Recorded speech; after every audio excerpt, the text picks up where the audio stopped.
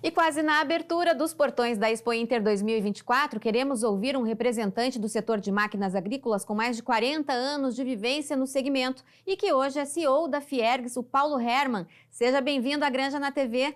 Gostaria de começar perguntando a sua visão sobre o setor de máquinas, especialmente para o Rio Grande do Sul, para essa Expo Inter 2024. Thaís, um prazer participar do teu programa. Eu acho que a Expo Inter vai ter vários aspectos a serem levados em consideração.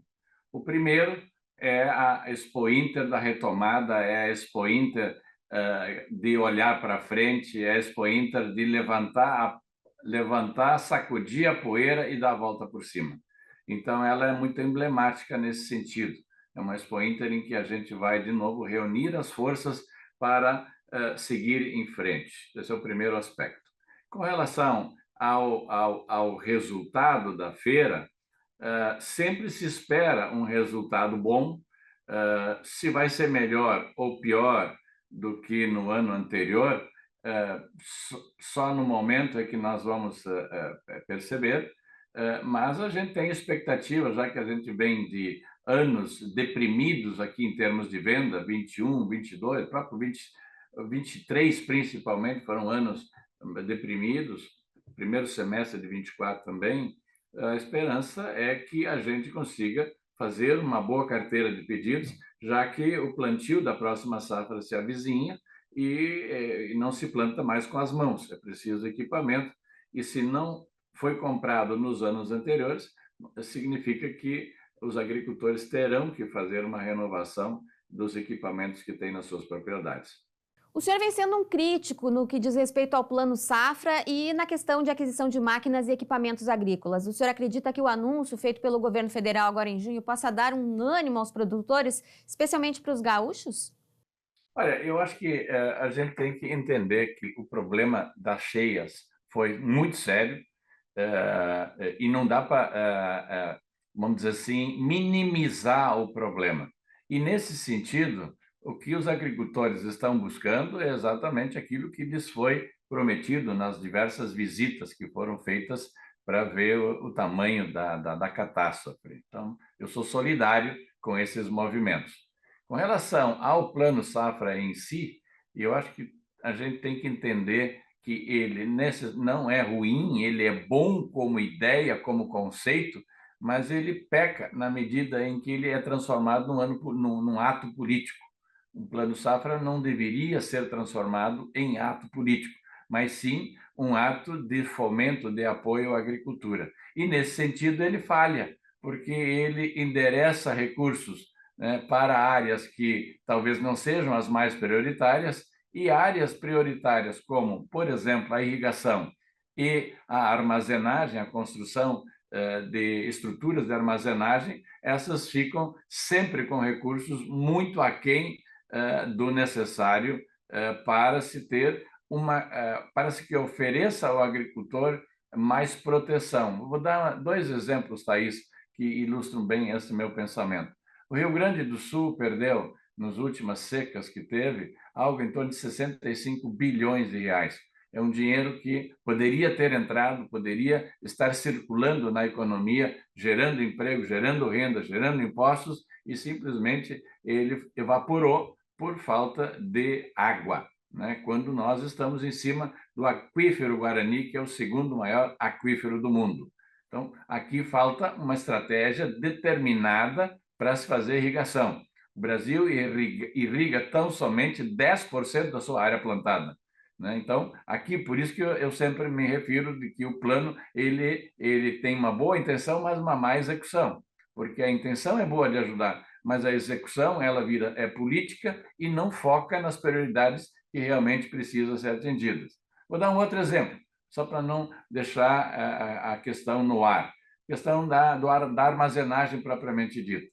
Nós temos um déficit de armazenagem, né, de 100, 110 milhões de toneladas. O Brasil, nesse sentido, eu sempre digo, é refém da sua própria competência, da sua eficiência.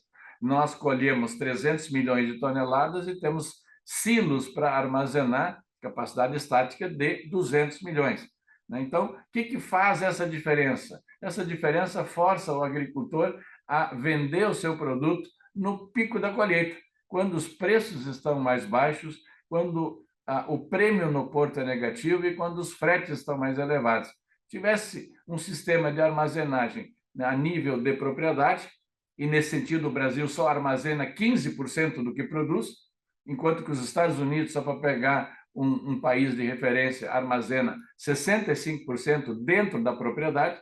Então, na medida em que você não tem como segurar o produto, você bota no mercado, joga ele para o porto e aí todo mundo tira proveito do agricultor. Então, esse é um outro exemplo. Quantidade de recursos aportados no PCA, que é o Programa de Construção de Armazenagem, e no ProIrriga são insuficientes para atender essas demandas estratégicas. Agora, voltando à Expo Inter, ainda que não seja um ano fortíssimo em vendas por conta da situação financeira dos produtores, é um ano para muitos debates, para que esses temas possam ter soluções para os próximos anos, afinal. Olha, eu acho que vai ser uma feira bem debatida. E temas não faltam. Temas de curto prazo e temas de médio e longo prazo. Eu acho que para debater o curto prazo já tem bastante gente envolvida, que é essa questão de cumprimento das promessas, é criar condições para que os nossos agricultores que foram severamente atingidos por essa hecatombe, eles se levantem novamente, criem coragem e sigam a sua caminhada. Então, esse tem que ser feito esse debate, está sendo feito, tem gente muito importante envolvida nisso aí, né? Agora, eu acho que também cabe a uma organização como a Fiergs a jogar luzes para frente. Se nós olharmos a nossa indústria, né, a indústria do Rio Grande do Sul, ela cresceu em 20 anos apenas 2%. Sua produtividade estagnou ao longo de 20 anos. O equipamento que nós usamos dentro das fábricas tem de 15 a 20 anos de idade. É um equipamento antigo, obsoleto e que opera com baixo nível de qualidade. E além de tudo isso, nós temos uma fuga de talentos.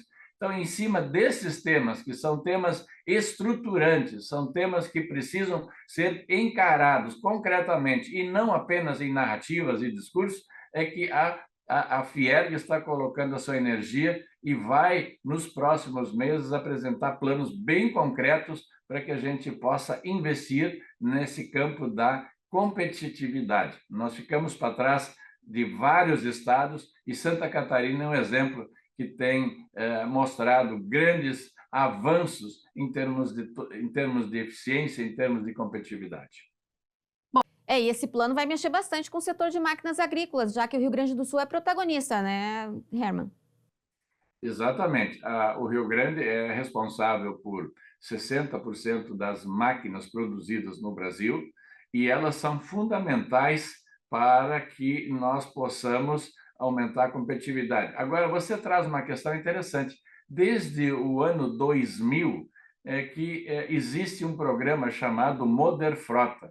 É um programa que foi criado na época até pelo ministro, saudoso ministro, nosso querido ministro Pratini de Moraes, foi criado para modernizar. Então, essa história que eu te acabei falando de obsolescência do parque de máquinas da nossa indústria gaúcha aconteceu também há 20 e poucos anos atrás no agro. E o programa do Moderfrota, ele permitiu que o agro se modernizasse. Hoje, nós temos equipamentos de última geração sendo usados aqui no Rio Grande do Sul, e no meu tempo de indústria, eu fiz lançamentos de produtos antes no Brasil do que nos Estados Unidos. Então, essa defasagem tecnológica entre as máquinas que são usadas no Brasil e no Rio Grande do Sul e as máquinas que são usadas na Europa ou nos Estados Unidos já não existe mais. E por isso que nós estamos trabalhando para criar um programa semelhante, né, que seja estendido também para a indústria, né, de metal mecânica e indústria da construção e todas as indústrias que estão debaixo do guarda-chuva da Fiergs. Só para você ter uma ideia, nós temos no Brasil, no Rio Grande do Sul, mais de 50 mil indústrias. 95% dessas indústrias elas têm menos de 50 funcionários. e 44 mil dessas indústrias têm menos de 20 funcionários. Isso quer dizer que são empresas pequenas, que têm certamente oportunidades em termos de melhoria de qualidade, tecnologia, processos de produção, acesso a mercado e sucessão e por aí vai. Então, nós precisamos trazer, se a gente fala em melhoria de competitividade, precisamos trazer esse povo para o nível das máquinas agrícolas, que hoje nós somos altamente competitivos na atividade dentro da porteira. Que bom que venham bons ventos, então, a partir da Expo Inter 2024 e para os próximos anos na indústria gaúcha. Thaís, essa Expo Inter é a Expo Inter da virada, é a Expo Inter que eu chamo de levantar, sacudir a poeira e dar a volta por cima.